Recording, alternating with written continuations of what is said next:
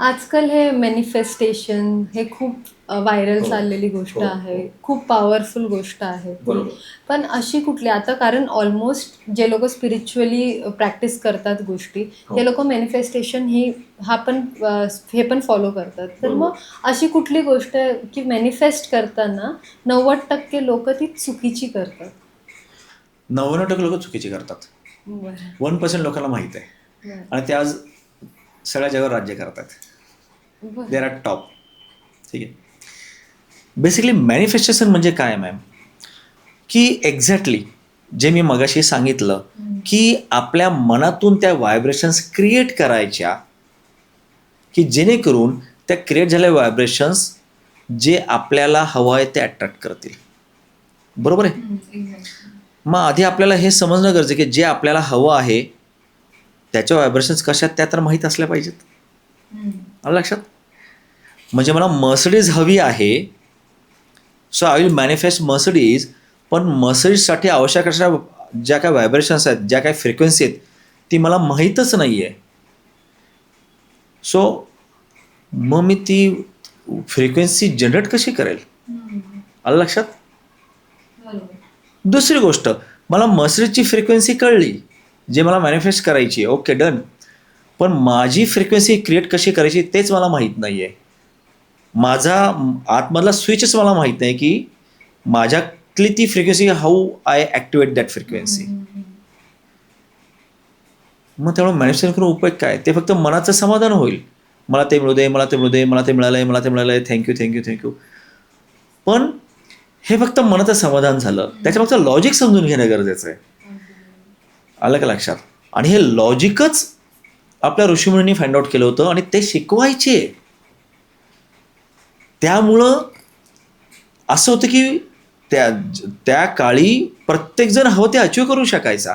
त्यामुळे ती सिस्टमच तशी क्रिएट केल्या गेली होती.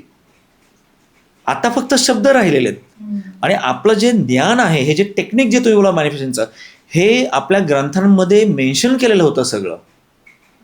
आणि आपल्यावर जी काही आक्रमणं झाली, त्या आक्रमणं धनसंपदा चोरल्याबरोबर हे ग्रंथ हे ज्ञान चोरण्यासाठी पण झाले आणि ते त्यांनी सगळं घेऊन गेले तिकडे. आणि ते आता फॉलो करतायत. म्हणून आता ते टॉपवर आहेत आणि आपण विकसनशील आणि ते विकसित आहेत. सो मॅनिफेस्टेशनसाठी तुम्हाला सर्वात पहिलं गरजेचं म्हणजे मेडिटेशन करणं. ते सुद्धा ब्राह्ममुहूर्ताच्या वेळी. दिवसभरातलं मेडिटेशन फक्त शरीरावर काम करतं आणि मनाचं समाधान देतं. काही काळानंतर तुम्ही परत बॅक टू द स्क्वेअर आहे तसेच असाल. फक्त येस, मी मेडिटेशन करतो. हं. रिअल मेडिटेशनचं जे आहे त्याचं टेक्निक वगैरे वेगळी गोष्ट झाली, पण त्याची वेळ बाहेर अंधार असताना. ज्या क्षणी एक उजेडची एक जरी ते दिसली तरी ती जादू हळूहळू संपायला सुरुवात होते, कमी व्हायला सुरुवात होते. म्हणून तर ऋषीमुनींनी ब्राह्ममुहूर्ताला एवढं महत्त्व दिलेलं आहे. त्याला अमृतवेला म्हणतात, त्याला कल्पवृक्ष म्हणतात, की त्यावेळी तुम्ही ज्यावेळी मॅनिफेस्टेशन करतात त्यावेळी ती वेळच डिव्हाइन असल्यामुळे त्या दैवी शक्ती पण असतात आणि आपलं सबकॉन्शियस माइंड ॲक्टिवेट असतं. आणि मॅनिफेस्टेशन हे बाह्य मनाने करण्याची गोष्ट नाही, ती अंतर्मनाने करण्याची गोष्ट आहे. हं. आलं का लक्षात? आणि अंतर्मनामध्ये आपल्या अंतर्मनामध्ये एवढी प्रचंड ताकद आहे, आपण हवं ते अचीव करू शकतो. आणि त्या अंतर्मनाला ॲक्टिवेट करायचं टेक्निक आपण गमावून बसलो आहे, जे आपल्याकडेच आधी होतं ते. त्याच्यामुळे बाह्यमनाचं जे मॅनिफेस्टेशन आहे ते अजिबात काम करत नाहीत. अंतर्मनातनं फक्त मनात विचार करा, आणि हे मी अनुभवतोय.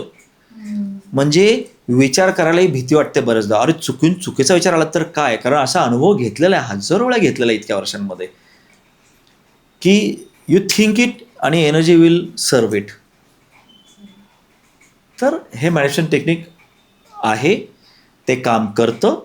पण त्यासाठी तुम्हाला तुमच्या एनर्जीवर आधी काम करावं लागेल हं. आणि त्या एनर्जीचा अभ्यास करावा लागेल, की एनर्जी काम करते कशी. आणि you have to connect it with meditation. मग ब्राह्ममुहूर्तात तुम्ही ध्यान धारणा केली तर तुम्ही हे ॲक्टिवेट करू शकता. सपोज एखादा व्यक्ती आजारी आहे, हां. बरेच महिने झाला हो. आजारी आहे. तर तो कसं काय मॅनिफेस्टेशन यूज करून त्या आजारातून बाहेर पडू शकतो? सर्वात पहिलं म्हणजे त्याला हे लॉजिक समजणं गरजेचं आहे, की एनर्जी काम कसं करते. हं. पहिली गोष्ट. दुसरी गोष्ट, व्हायब्रेशन्सची एक लँग्वेज असते. म्हणजे जी एनर्जी आहे, जी ब्रह्मांडी ऊर्जा आहे किंवा युनिव्हर्सल एनर्जी आहे, तिला मराठी, हिंदी, संस्कृत, उर्दू काही समजत नाही. त्या एनर्जीची एकच लँग्वेज आहे, ती म्हणजे फ्रिक्वेन्सी किंवा व्हायब्रेशन्स. ठीक आहे. व्हायब्रेशन निर्माण कशा होतात? काया वाचा मनाने. म्हणजे एकतर मी शरीराने काहीतरी ॲक्शन केली, माझ्या शरीराच्या भोवती काहीतरी व्हायब्रेशन क्रिएट होतात. दुसरं, मी मुखाने काही बोललो तर शब्दांवाटे साऊंड वेव्ज क्रिएट होतात. आणि तिसरं सर्वात हायेस्ट लेवलला आहे ते म्हणजे मनातले विचार. जे मनामध्ये मी विचार करेन तशा लहरी आपल्या हृदय चक्रातून बाहेरच्या वातावरणामध्ये, ब्रह्मांडामध्ये प्रसारित होतात. लक्षात. आता ह्याचा अभ्यास करणं गरजेचं आहे, हे जाणून घेणं गरजेचं आहे की ह्या काम कसं करतात. जर तुम्हाला ही लँग्वेज समजलीच नाही, तुम्ही वर्षभर प्रार्थना करा, त्याचा काहीही उपयोग मिळणार नाही. आपल्या बघा ना, आपल्या सर्वात जास्त पूजा अर्चा प्रार्थना हे सगळे सोपस्कार ज्या विधी आहेत सर्वात जास्त भारतामध्ये केल्या जातात. बरोबर आहे. भारतच बराच मागे आणि एकेकडे हाच भारत टॉपवर होता. तो टॉपवर का होता? कारण त्यावेळी आपल्या लोकांना ही लँग्वेज माहीत होती. How to manifest the things, एनर्जीचे व्हायब्रेशन्स कसे असतात, ती फ्रिक्वेन्सी काम कसं करते, आकर्षणशास्त्र काय, दर्शनशास्त्र काय, त्या ब्रह्मांडीय ऊर्जेशी कनेक्ट कसं व्हायचं. टेलिपॅथी त्यावेळी खूप होती बघा. ऋषीमुनी बसल्या जागी मेसेज पास ऑन करायचे. सगळ्या विद्या होत्या. टेलिपॅथी होती, टेलिकॅनेसिस होतं, बऱ्याच काही विद्या. आता त्याचं मी काही आता इथं नाव घेणं योग्य राहणार नाही, पण अशा काही विद्या होत्या त्या आपल्या ऋषींनी फाइंड आउट केल्या होत्या. आणि त्या सगळ्या विद्या रिॲलिटीमध्ये आहे, त्याचा अनुभव घेतलेला आहे मी, मला माहीत आहेत. Yes, it works. आणि वाईट या गोष्टीचं वाटतं की अरे एवढा प्रचंड खजिना आपल्याकडे आहे आणि वी हॅव लॉस्ट इट. आणि ज्यांनी घेतला ते आता राज्य करतायत, सगळ्या जगावर टॉपर्स आहेत. पण एक चांगली गोष्ट दिसते की यस, नक्कीच आता वातावरण बदलतं आहे. पुन्हा एकदा आपण आपल्या जुन्या शिक्षण पद्धतीकडं, जुन्या त्या गोष्टींकडे यायला चाललेलो आहे.